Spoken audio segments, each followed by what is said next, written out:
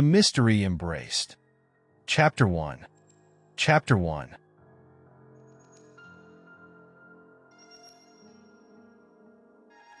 It's been quite a while since the last time Adelmo had anything to do with vampires and werewolves.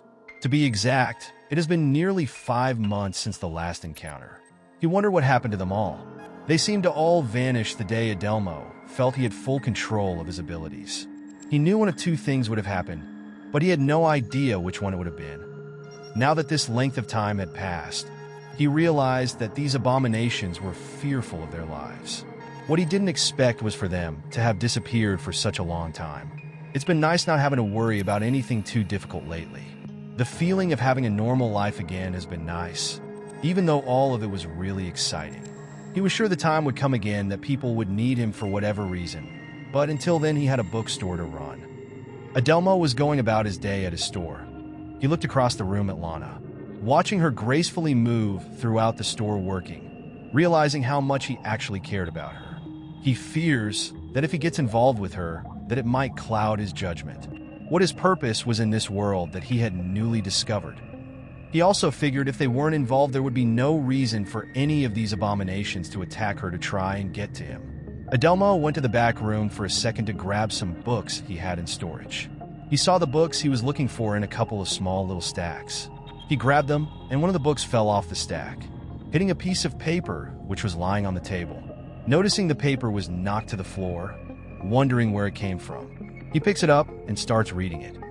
Every so many years, a person who seems to come from nowhere, yet claims she was sent from God, takes on the task of cleaning up the corrupt. Whenever this person appears, the air is filled with a plague. This plague is only transferred through the air, and to only those that are truly corrupt, deviant souls can be infected. When one of the corrupt becomes infected, they transform into the walking dead, more commonly known as a zombie. The people whose souls are predestined to become, for example, a vampire or werewolf, are immune to this infectious plague. This plague is a form of crowd control.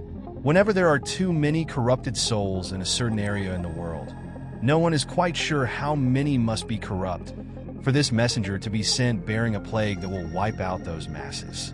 Although it is a plague, it is allowing us to get rid of the ones that will only corrupt other souls if they continue to live on. Only the genuine and strong will survive.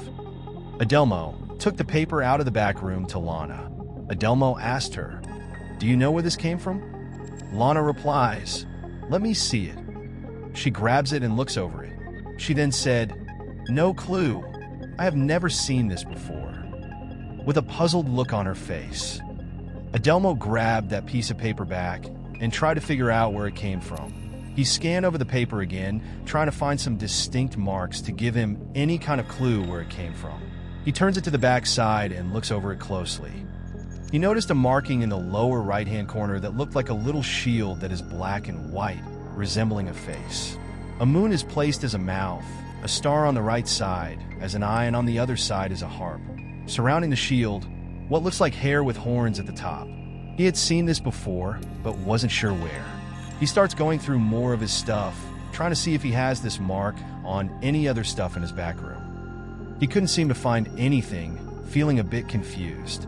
He tried not to worry about it too much, figuring that something would come up about where it came from. He took it back out to Lana one last time to ask if she had ever seen this mark before. She responds, "I have not seen that before, but the marking resembles a crest symbol." Adelmo thought about it being a crest symbol, but whose? He then asked Lana if she saw anything to do with this marking to let him know. He then folds it and puts it in his pocket so he can try and figure it out later. Adelmo went back into the back room to grab the books to put them where they needed to be throughout the store. Noticing one by one as he was putting the books away, they all had to do with zombies. Adelmo asks Lana, "When and why did we get so many books about zombies?" with a puzzled look on his face. Lana responds, "We haven't received any books about zombies in a really long time." Adelmo felt even more confused, almost like something, or maybe even someone was trying to tell him something. He goes back and grabs the books he had just put away, looking at the covers, and notices the same marking on the letter is on one of those books. Then looking through the rest of them, sees they all have that same marking. Adelmo couldn't figure out what was going on, but he was surely convinced that someone was trying to tell him something. When grabbing all the books, he returned to the back room and sat down at the table looking at the books, trying to figure out what was the meaning for the paper, as well as the books that seemed to be dropping into his lap. Skimming through each book, trying to figure out what is going on, he notices certain things were underlined out of each book. When reading the underlined passages, he noticed that they were similar, if not identical, to what was written on the paper. The question would now be, are they just notes, or is there something more to what is on the paper and in these books? Are they related somehow? He put the books down and sat back and started thinking about everything he learned from his grandfather.